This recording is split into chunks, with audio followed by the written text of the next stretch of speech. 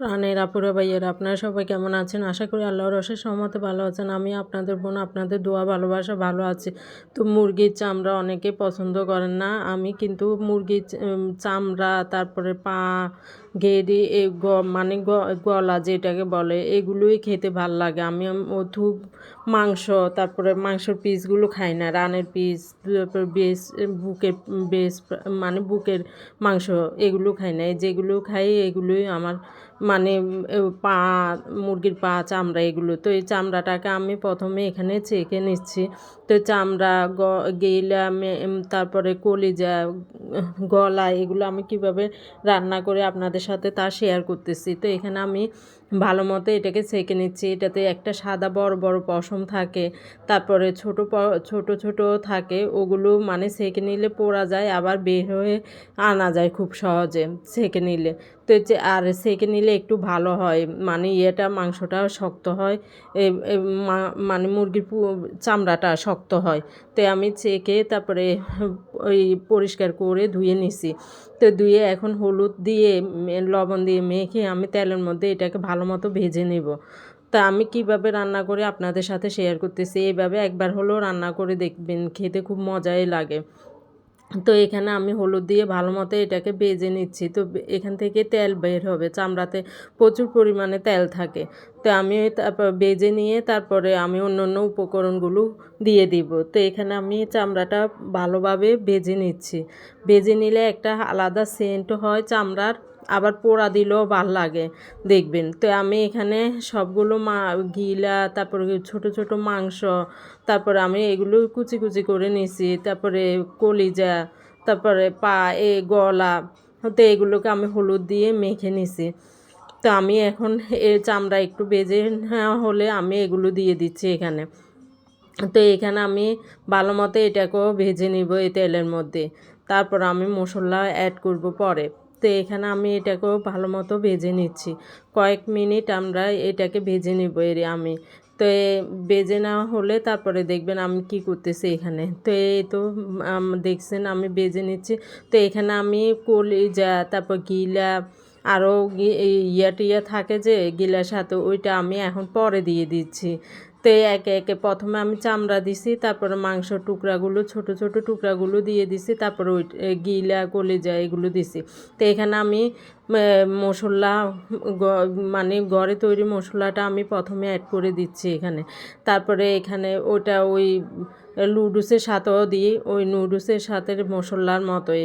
তো এখানে আমি তারপর লবণ দিয়ে দিছি। এখন রসুন বাটা দিয়ে দিচ্ছি পরিমাণ মতো, 1 চা চামচের মতো, তারপরে 1 টিস্পুনের মতো। তো এখন আমি তারপর আদা বাটাটা দিয়ে দিব।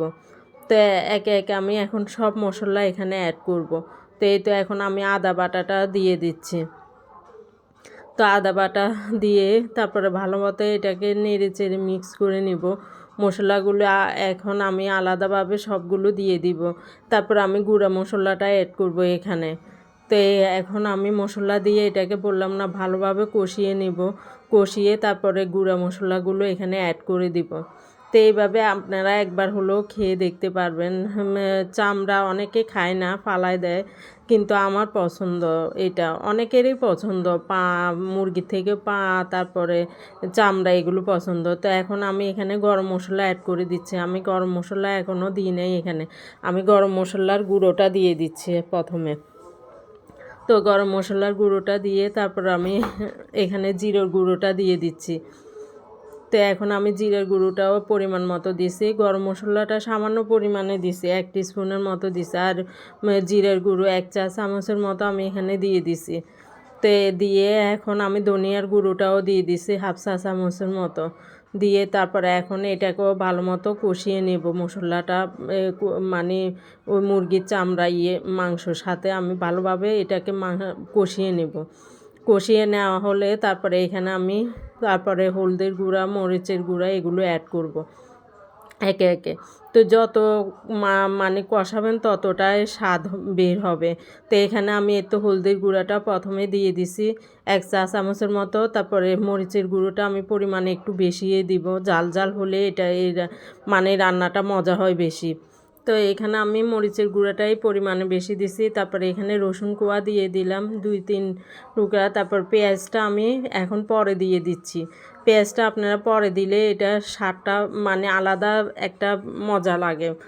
সবসময় রান্নাটা ভিন্ন ভিন্নভাবে রান্না করলে কিন্তু খেতে ভাল লাগে। এক এক ধরনের রান্নার এক এক ধরনের টেস্টটা কিন্তু ভিন্ন। তো একসময় অন্য মানে এক এক রান্না করলে একই রকম রান্না করলে একঘেয়েমি এসে যায় আর খেতে ভালো লাগে না। তো একটু ভিন্নভাবে রান্না করলে ভিন্ন স্বাদ আসে, খেতেও ভালো লাগে। তা আমি এখন এখানে আপনারা রসুন কোয়াটা না দিলেও হবে, আবার রসুন কোয়াটা আরও বেশি পরিমাণও দিতে পারেন, কোনো সমস্যা নাই। তো আমি পেঁয়াজটাও আরও বেশি পরিমাণও দিতে পারেন। তো এখানে আমি এই তো গরম মশলাগুলো এখন দিয়ে দিচ্ছি। এখানে তেজপাতা, তারপরে দারচিনি, এলাচি, তারপরে কাঁচা মরিচ 2টা আমি দিয়ে দিছি।